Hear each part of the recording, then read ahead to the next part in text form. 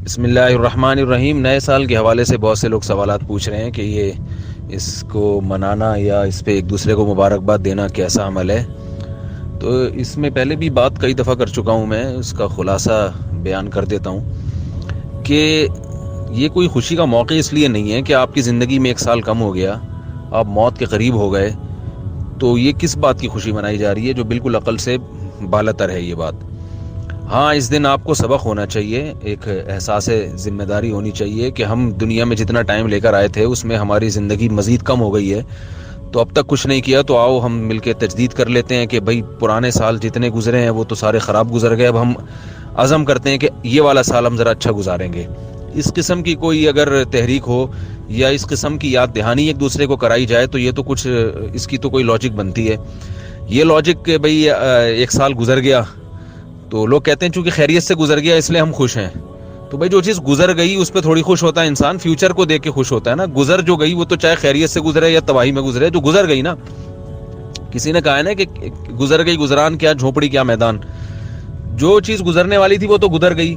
मिसाल के तौर पर आपका पिछला साल अच्छा नहीं गुजरा, लेकिन कोई आपको गारंटी दी अगला अच्छा गुजरेगा, तो आप फ्यूचर देख के खुश होगे, पिछला देख के परेशान नहीं होगे। और अगर कोई कहे कि पिछला बहुत अच्छा गुजरा था लेकिन अगला अच्छा नहीं गुजरेगा आपका, तो आप परेशान होगे फ्यूचर देख के। तो फ्यूचर का हमें पता नहीं है कि वो अच्छा है या बुरा। तो माजी गुजरने पर, जबकि उसमें हमें यह भी पता है कि हम मौत के करीब भी होते जा रहे हैं, और जिस तरह से न्यू ईयर मनाया जाता है उसमें तो इंसान जो अच्छा बनना चाहे वो भी और ख़राब हो जाता है। यानी तो तजदीद अहद का दिन हम इसको कह सकते हैं कि भाई हम नए साल में अज़म करते हैं कि अच्छा बन के गुजारेंगे, लेकिन वो इस तरह से नए साल का इस्तेकबाल किया जाता है कि जिसका अच्छा बनने का प्रोग्राम होता है ना, वो भी नहीं अच्छा बन सकता उसमें जो कुछ होता है मुआशरे में इस दिन। तो ये सब चीज़ें गोरों की तरफ से आई हैं हमारे मुआशरे में, क्योंकि अब उनका तो कोई ना जन्नत ना जहन्नम, उनके सामने तो कोई आखिरत है ही नहीं। वो तो बस कहते हैं लाइफ को किसी भी तरीके से एंजॉय करने का कोई बहाना तलाश करो, चाहे उसकी कोई लॉजिक बनती हो कि नहीं बनती हो, तो बस वो एंजॉयमेंट के चक्कर में वो सब कुछ कर रहे होते हैं। हमें तो अल्लाह ने एक दीन दिया है जिसमें अहकाम दिए हैं, जिनके हर हुक्म के कोई ना कोई लॉजिक है।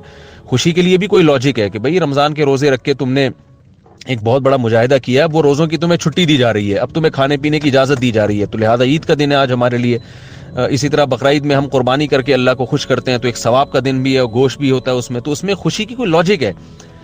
तो इसी तरह किसी का निकाह हुआ है तो वलीमा की खुशी मना रहा है कि भाई उसके घर में एक नेमत आ गई, बेगम मिल गई उसको, तो चलो भी खुशी मनाओ, लोगों को खाना खिलाओ। तो इस्लाम ने जो हमें खुशियां दी हैं उसकी कोई ना कोई लॉजिक है। बच्चा पैदा हुआ, खुशी का दिन है, भाई आपके घर में एक फर्द का इजाफा हो गया, आपको एक वाली वारिस मिल गया, तो चलो जी खुशी मनाओ, अकीका करो।